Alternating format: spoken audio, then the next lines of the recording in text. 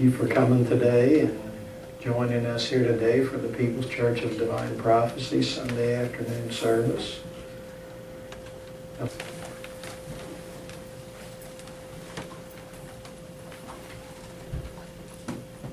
Take an attitude of prayer. Dear Father God, we give thanks for this day dawning. We give thanks for those that we have come here to be with. May we see your love and hope and all that is. Where two are gathered in your name, you will be there also. May our joy and our awareness of your presence be that which it needs to be. May we be able to use this to help those around us, and may we be able to enjoy the moment. Amen. Amen. The next portion is a reading by the pastor. I'm running a little late this morning because all my puppies, they're getting to where they're out and about now, and just cuter than a button, so you can't hardly ignore them. Laying there playing with them, and I looked up and I'm still in my PJs at 9:30, and I got to be here by 10, so it was a bit of a shock. Just consider us your puppies. I guess in a way that realization made me, have a little bit of a revelation about life and living. And sometimes we let the, sustaining our life and our life's existence become the whole purpose of what we are. And you have to really not let that happen. I mean, there are times through health or through whatever things short term that we have to put that much focus on our lives, but in general, you should really not let the effort of sustaining your life become the purpose of it. And I took time out to be with the puppies this morning, and I didn't get in a rush. I didn't run people off the road to get here on time. I just relaxed and just enjoyed life as it was. And, we really have to take time to do that occasionally. And I thought about my life in general, and I really like what I'm doing with it. I really enjoy who I'm doing it with. And I really enjoy where I'm doing it. So I don't really know what else I could ask for until I get into that sustaining life type of thing. Gee, I'd like more money. Gee, I'd like more time. And maybe not to be 60 plus years old anymore. I'd like to be 20 years old again. But there's a few things like that. But in general, the main purposes of my life are well fulfilled. I enjoy it. God's blessed me tremendously and rewarded a lot of my efforts. Not all of them, but most of them. I have to really be happy with the connection I have to God and the personal experience that I've been having with God. And as long as I turn around and put my mind on that, life is very much in perspective. Thank you. Good morning. Good morning. Let us get ready for the meditation. Find a comfortable position to sit where there is no tension on your physical body. Close your eyes, take in a few deep breaths, inhale and exhale.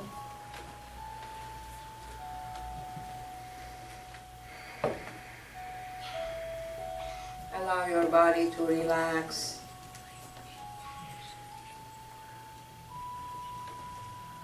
Let go of whatever is occupying your mind.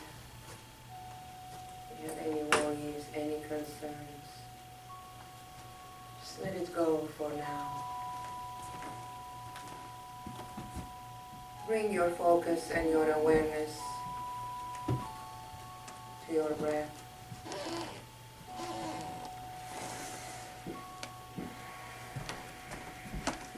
Breathe in and breathe out. And engage with the mechanism of your breath.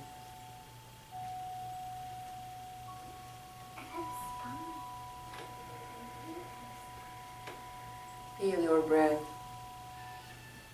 taking you deeper and deeper within.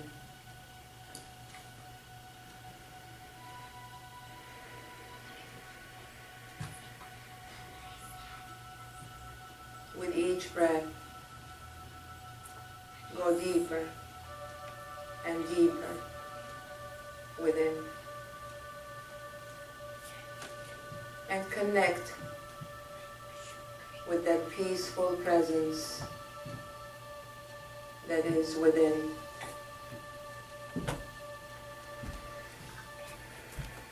It is a space of calm and quietness. Feels very peaceful.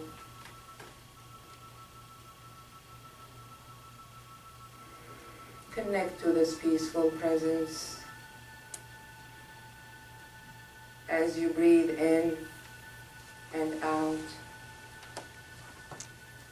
Repeat to yourself quietly,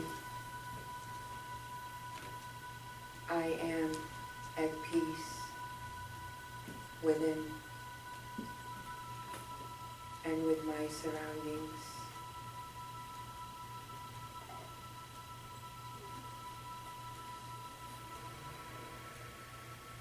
With each inhale, I am at peace within. And exhale, I am at peace without.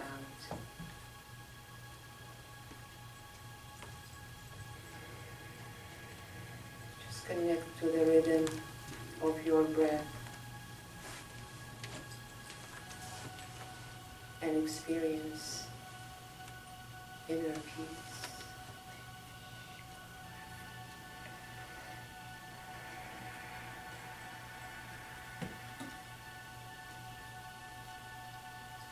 Try to listen to your breath.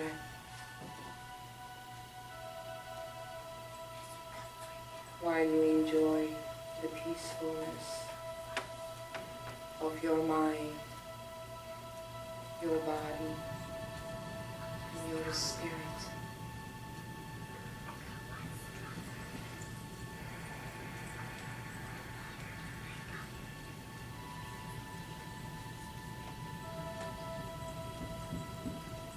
While you are breathing peacefully, start shifting your awareness slowly up, above your head.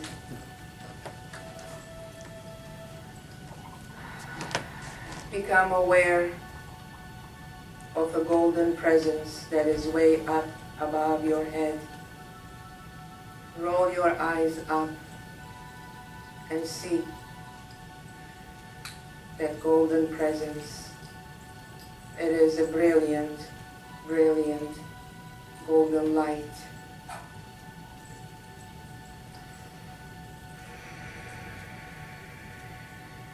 Connect with this golden light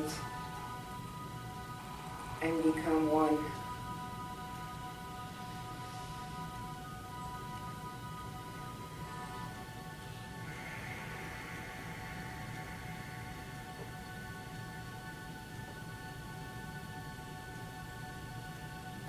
And feel the energies from this golden light coming down to your crown chakra, clearing, healing, and balancing your crown chakra, enabling you to release all the negative thoughts, negative patterns that are in your consciousness. Feel this golden energy cleansing, clearing, and healing your mental body that is connected to your crown chakra. And awakening your creativity, your highest potentials.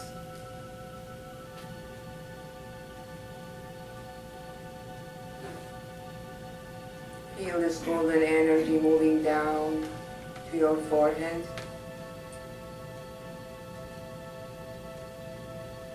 Clearing, healing, activating your third eye chakra.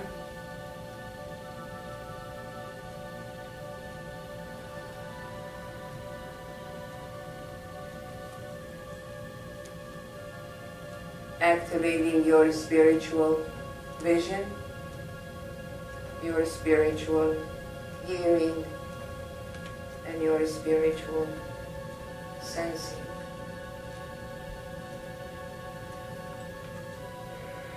See and feel this golden energy circulating around your forehead, activating your pituitary glands, activating your pineal glands, and developing your spiritual senses.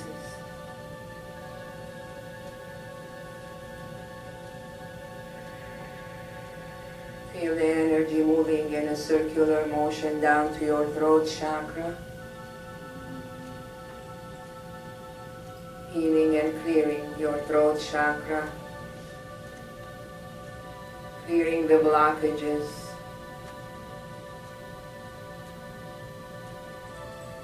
enabling you to speak your divine truth,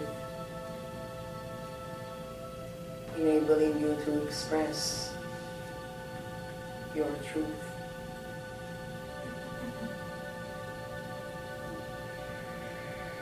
Now feel the energy moving down in a spiral form down to your heart chakra, filling your entire heart chakra with this beautiful, golden, divine healing energy.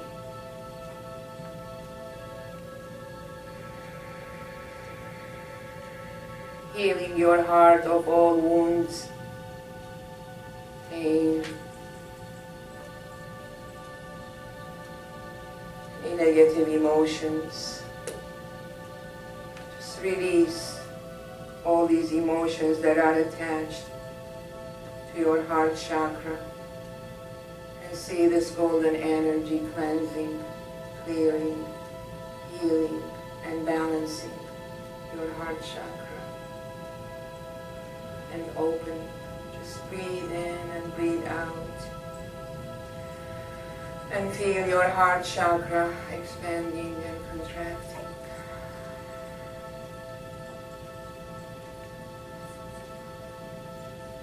The energy moving down to your solar plexus,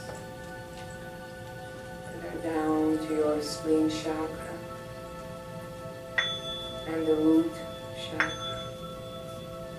As it goes through each chakra, it cleanses, it clears, it heals, it balances all of your chakras. It goes down, all the way down to your feet and out through the bottom of your feet, anchoring you to the ground.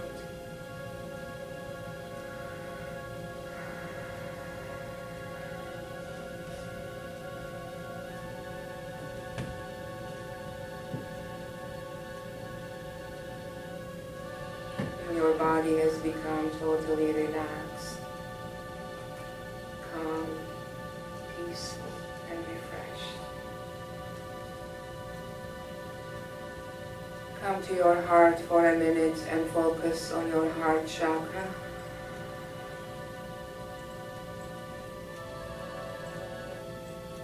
Connect your breath with the rhythm of your heart.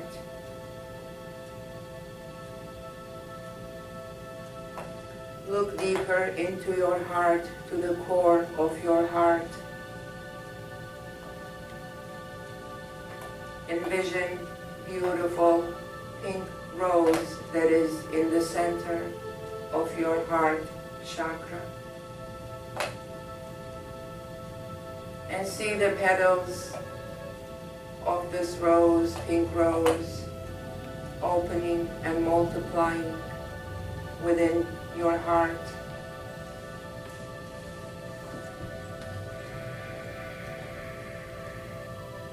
Feel the energy that is being generated from these petals, that is filling your entire heart chakra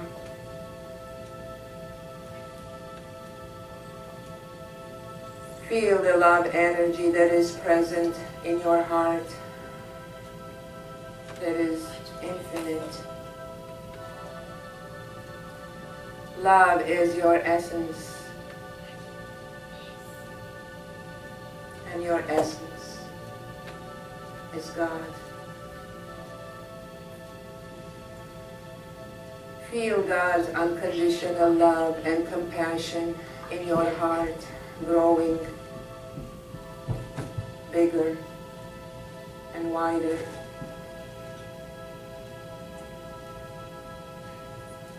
Feel the love energy flowing out of your heart,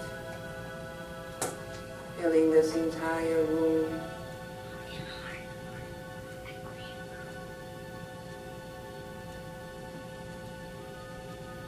Feel that love energy further extending out of this room, reaching out to the ocean,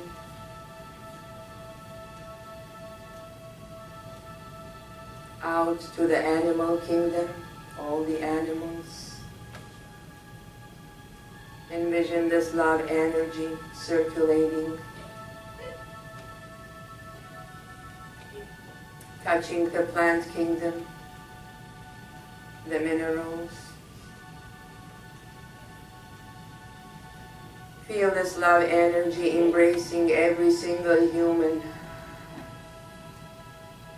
that is on our planet. Envision the whole planet in front of you. And feel this love energy that is circulating in a slow motion, touching everyone and embracing everyone.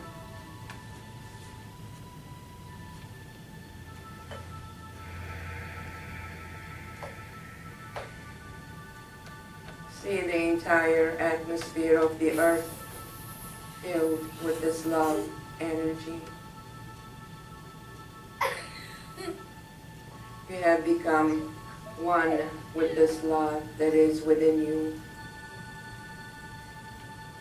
and with everyone, with the earth and the universe. Feel this universal love that is holding us all together as one.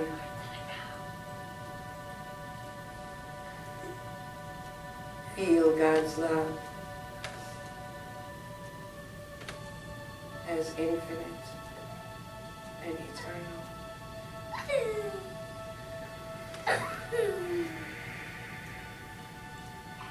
Let there be love on earth.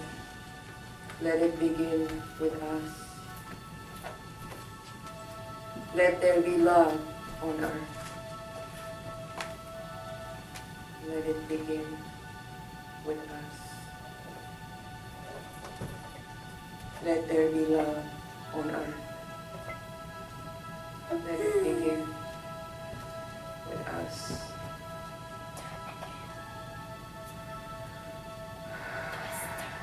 And so it is.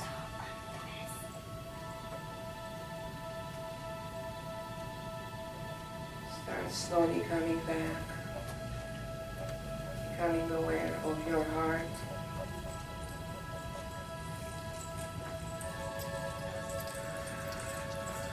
Becoming aware of your physical senses.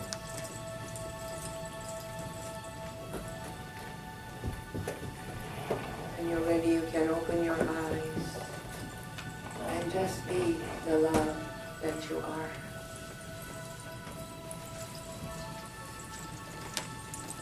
Thank you. The next portion of the service is the inspirational lecture. Today's lecture is Reverend Kathy Quick. She is an interfaith minister since 1990, received initiation from Swami Muktavananda in 1979, and has taught meditation and yoga philosophy for the past 30 years. Today she's going to come to us, share that knowledge and that love, and actually the title of her lecture today is Divine Love. So please welcome Reverend Kathy Quay.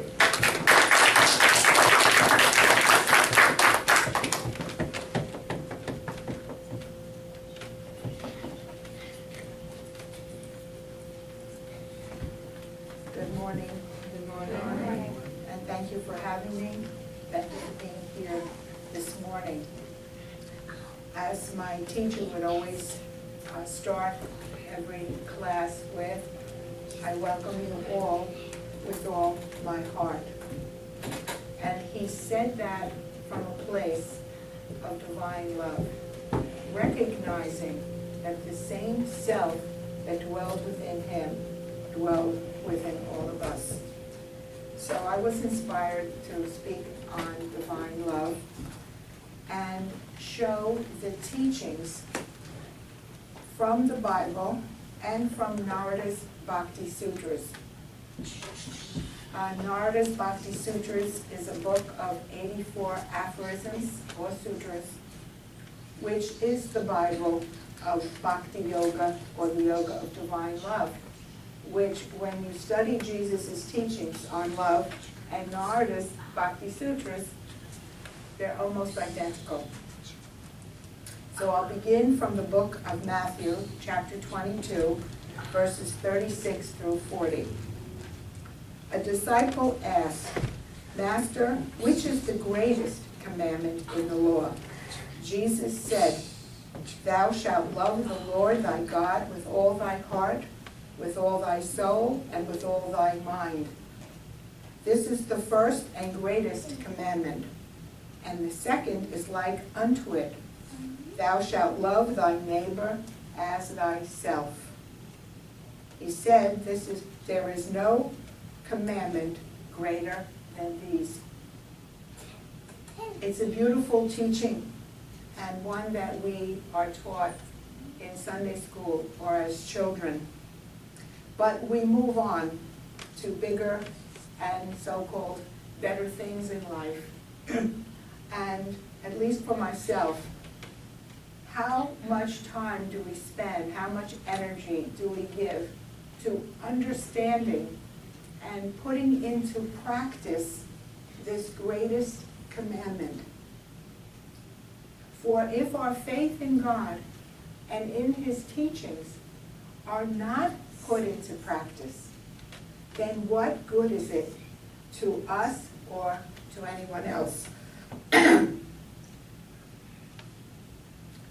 So I'd like to just quickly as possible review this greatest commandment in a little bit of detail so that we can imbibe it fully.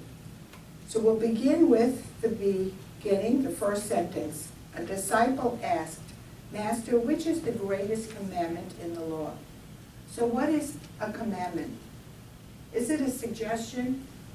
Is it, well, maybe we should and maybe we shouldn't?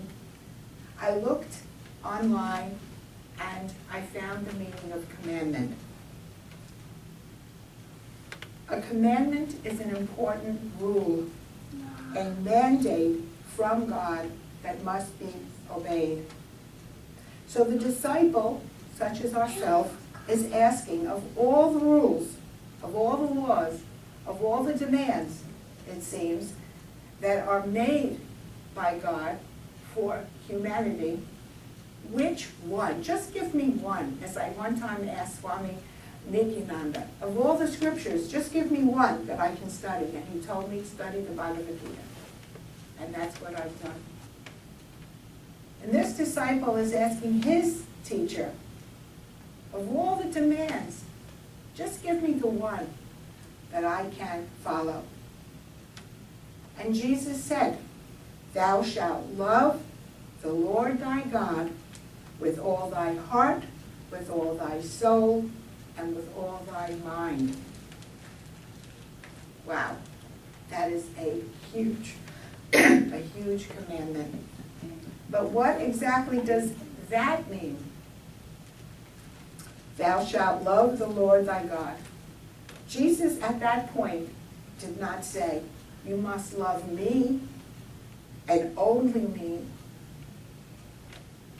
He said, love the Lord thy God perhaps referring to his Father, perhaps referring to something greater. The universal creator, the one who created the heavens and the earth and this entire cosmos, perhaps. With all thy heart. Normally speaking, the human heart longs for many things other than God.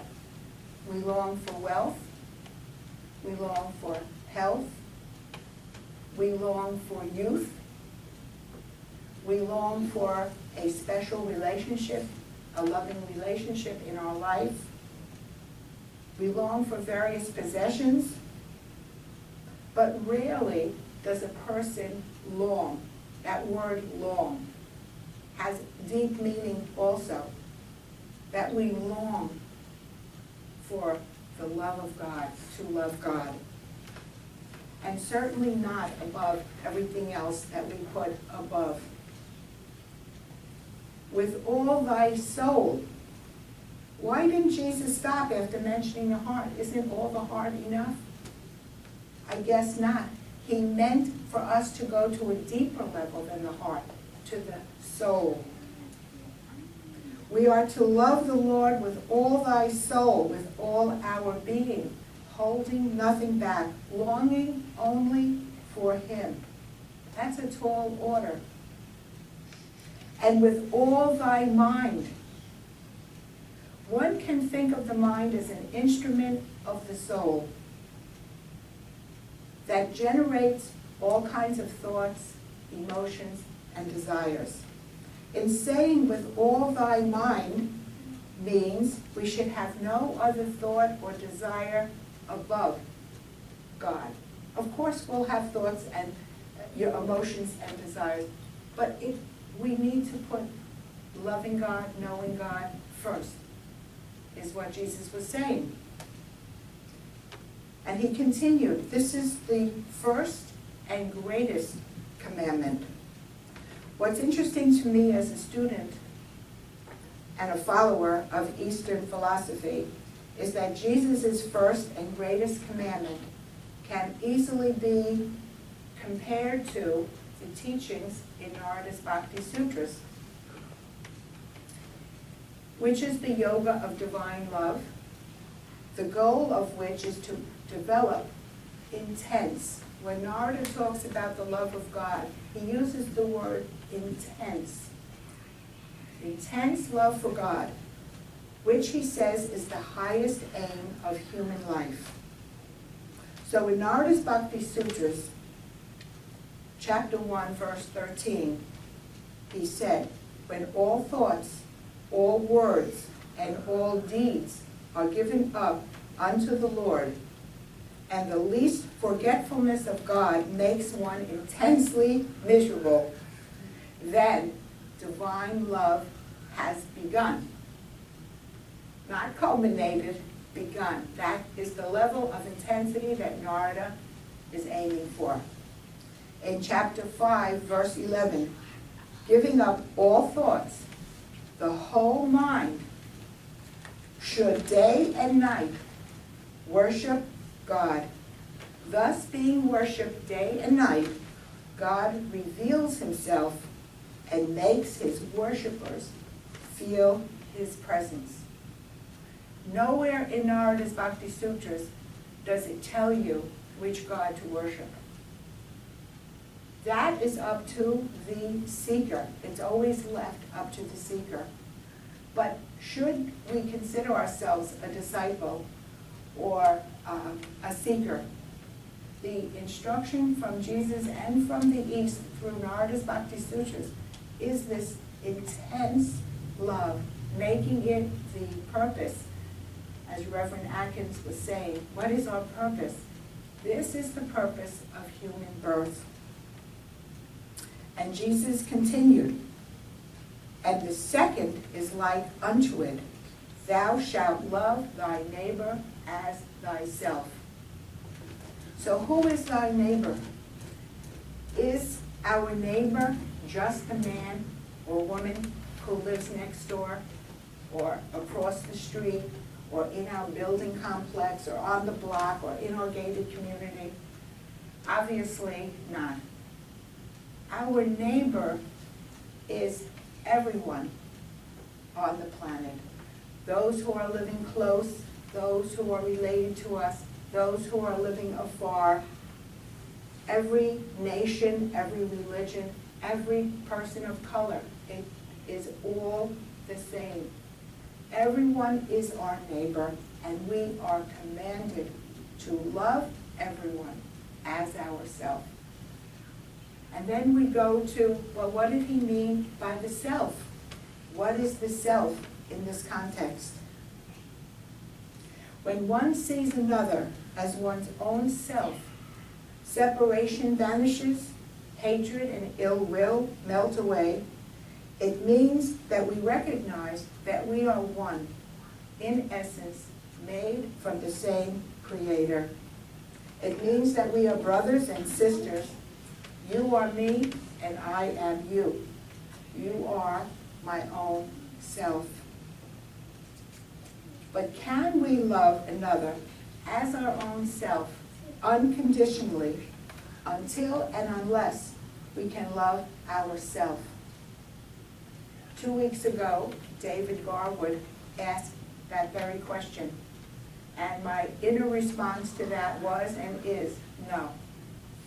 Until we can love ourselves unconditionally, it is very hard to love another. If we can only love ourselves when we look our very best, when we feel our very best, when we do our very best without one misstep, when we are judgmental and critical of ourselves, we will naturally be judgmental and fault-finding with others. So, the next question, how do we come to love ourselves unconditionally so that we may fulfill Jesus' command to love others as ourselves? The answer is by loving God with all our heart, with all our soul, and with all our mind. The secret to me, as I studied this, it became apparent that by focusing one's mind and heart on the divine, one ultimately comes full circle, recognizing one's inner self as divine and at one with God. And with that recognition, self-doubt, self-hatred, and self-deprivation melt away, and one comes to recognize that the same self dwells within all people. I think I'm unplugged here, or not? No, you're Oh, I'm good, okay. So then the question becomes, how? How do I attain this lofty goal of divine love, where I love God with all my being, I love myself, and I love others as myself? How can we do that in this day and age? In Narada's Bhakti Sutras, verse 36 says, supreme love or divine love is attained by uninterrupted and constant worship of God. The analogy is given of oil being poured from one vessel into another. It's a steady stream, uninterrupted. So we are to think of God, we are to worship God in this steady, uninterrupted stream.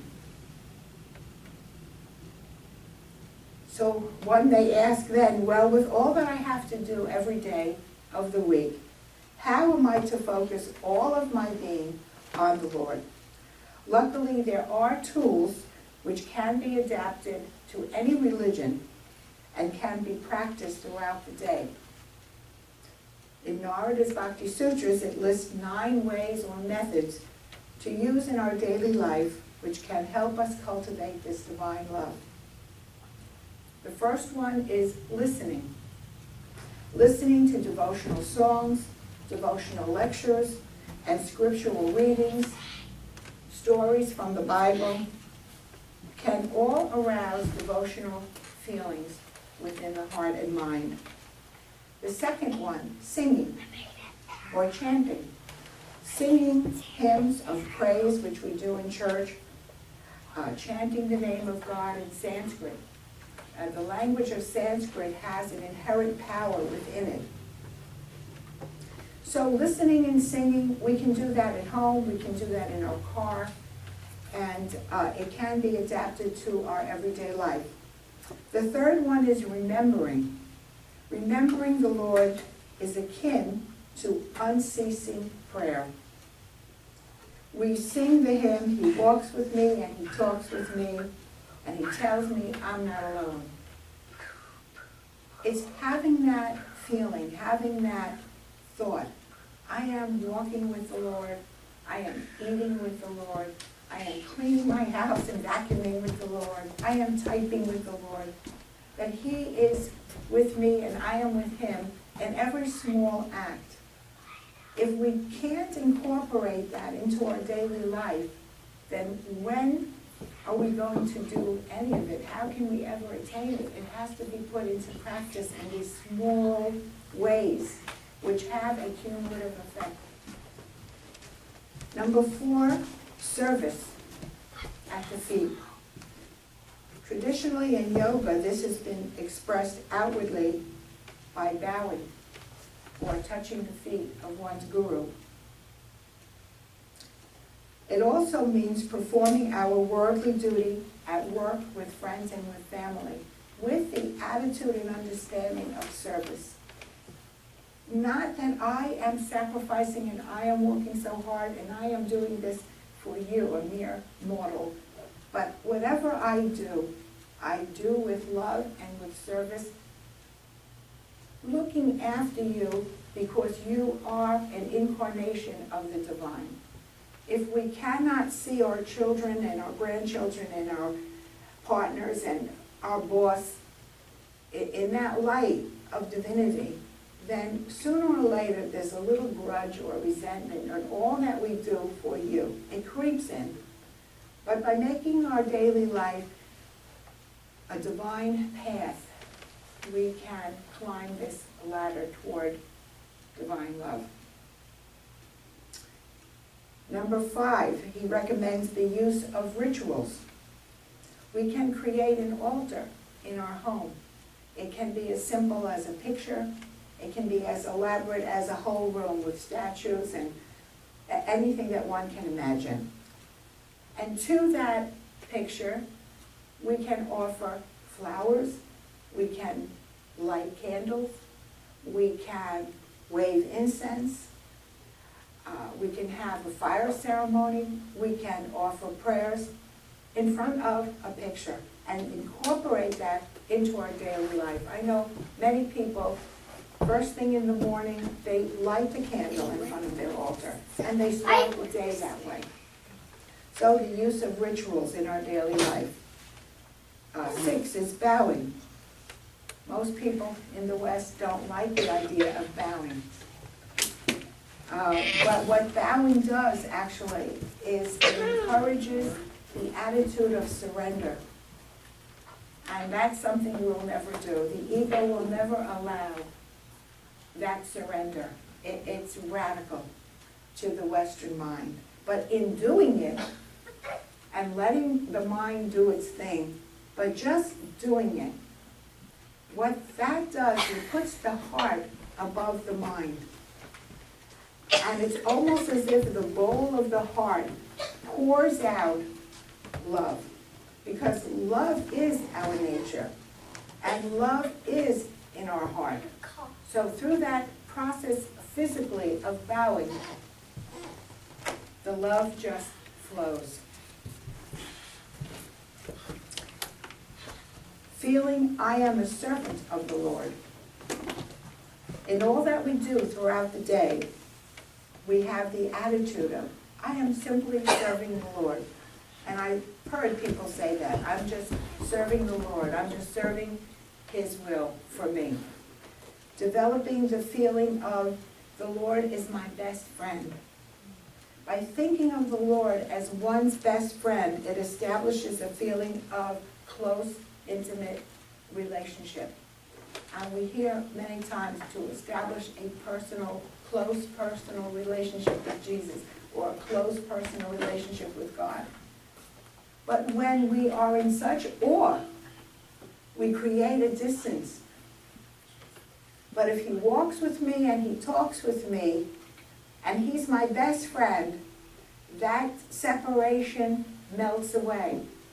And he's my dearest and closest friend. What that does is, these are just tools, but it develops within us this capacity for love.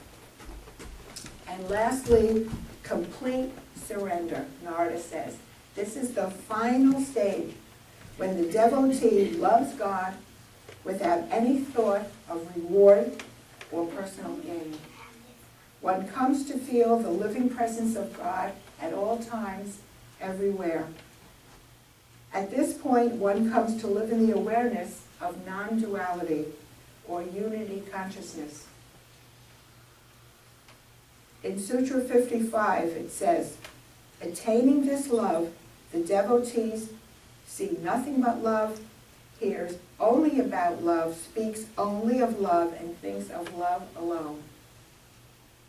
Some time ago, there was discussion after church about Christian mysticism and whether or not our church fit into that definitional category.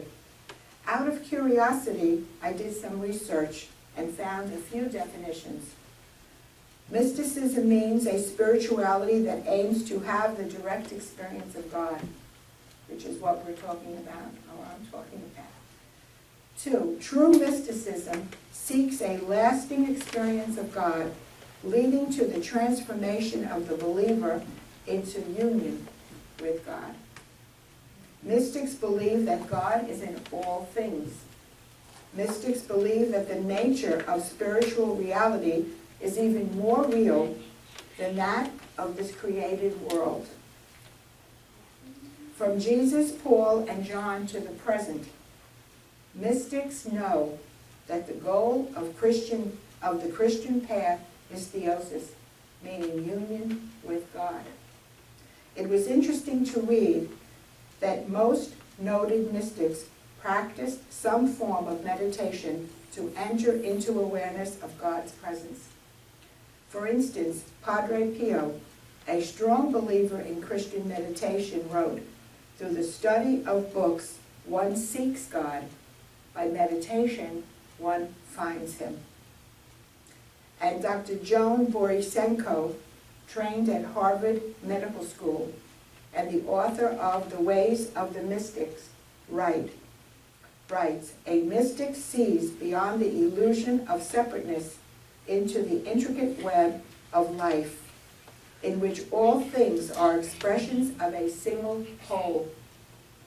You can call this web God, the Tao, the Great Spirit, the infinite mystery, Mother or Father, but it can be known only as love." In the end, whether we think of ourselves as a mystic, a Christian, a spiritualist, or a person of any other faith, regardless of how many practices we may use to further our spiritual growth, the biggest advances come through grace and not through self-effort alone.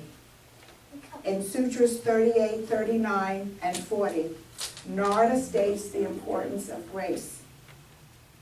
The principal means of attaining divine love is the grace of the great soul. 39, it is hard to obtain the grace of a great soul because it is hard to recognize such a one. But if one were to receive his grace, the effect is infallible. Through the grace of God alone, an aspirant obtains the grace of a great soul. I'd like to share a personal experience that I had about 30 some odd years ago, the experience of divine love that came to me through grace. I was practicing meditation at that point on a daily basis and feeling this love growing within my heart for God, for the divine, and for the Guru.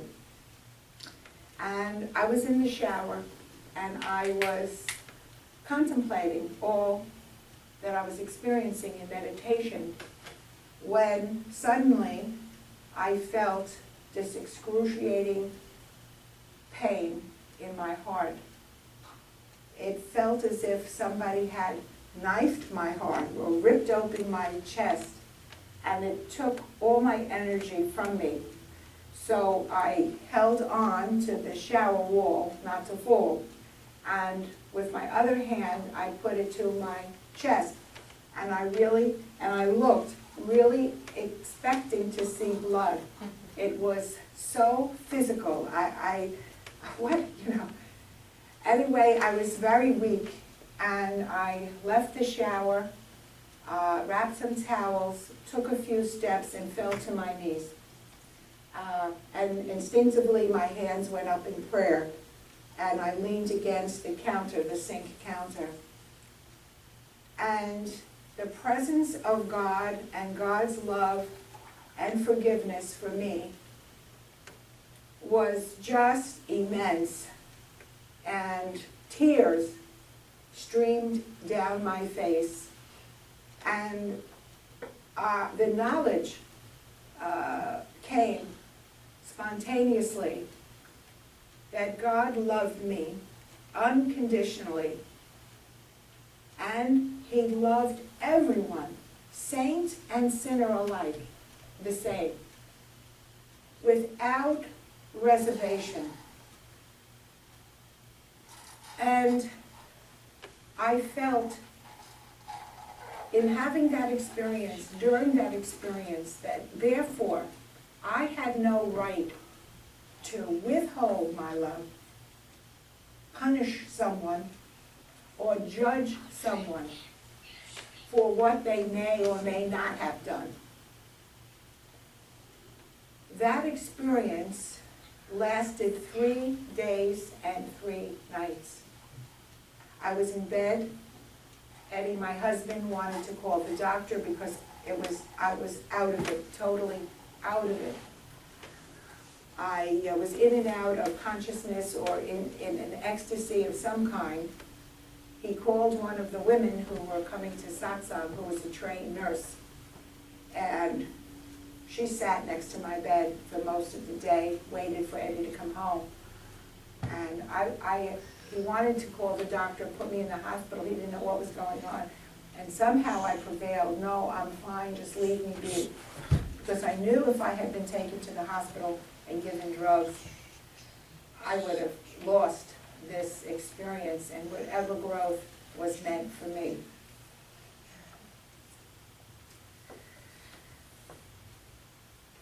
I'd like to be able to say that from that point on, I was the perfect example of divine love. Doesn't work that way. We get these graces, and they open us up to greater potential. And they give us a message, they give us guidance, and they do carry us along. But then the work begins. And I'm still struggling every day, of course, to love and to forgive and to give and to love more and so forth. But at least I know, beyond a shadow of a doubt, that I am loved, that God is love, and that this is the goal of human life. And our charge, our commandment has been to develop this love within our own human heart to the greatest ability that we can, and to do whatever practices appeal.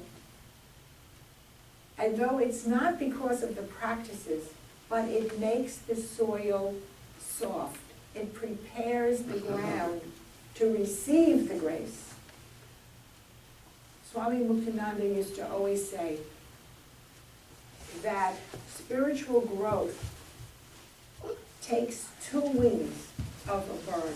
Imagine if a bird only had 1 wing, or a boat in the water only had 1 oar. You'd go in circles. He said it takes 2, self-effort and grace.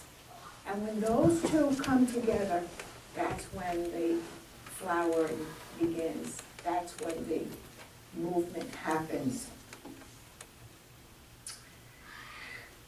So I'll conclude with, I know without a doubt that God is love and we are His. Therefore, we too are love. Love is the way, the means, and the culmination of His teaching and His greatest commandment. He said we are to love the Lord, our God, with all our heart, with all our soul, and with all our mind. And we are to love everyone else as our own self. And as the Beatles sang so many years ago, isn't it time we gave love a try? I conclude with a blessing that Swami Muktananda, one of God's great souls, gave to me and to everyone on a daily basis. He said, meditate on yourself, kneel to yourself, honor yourself. God dwells within you as you. Thank you very much. So one of the practices is chanting or singing the divine name. And in addition to the hymns, we can also sing or chant a sacred mantra. And the mantra that I share is Om Namah Shivaya. And that was the mantra that I was initiated into by Swami Muktananda. And in essence, it means I bow to or I honor my own self, meaning my own divinity, with the understanding that that divinity is one with God, one with supreme consciousness. And even without the translation of the meaning, the Sanskrit letters have a spiritual power. So if we chant, when we chant, to take a deep breath, fill the entire abdominal cavity with prana, and then chant the syllables, and become aware of how the consciousness, how the mind is slowing down, how you feel this expansion, and how you're drawn into yourself. So we can do this for a few minutes, and then we can go into a few minutes of meditation, because I see the clock is getting there.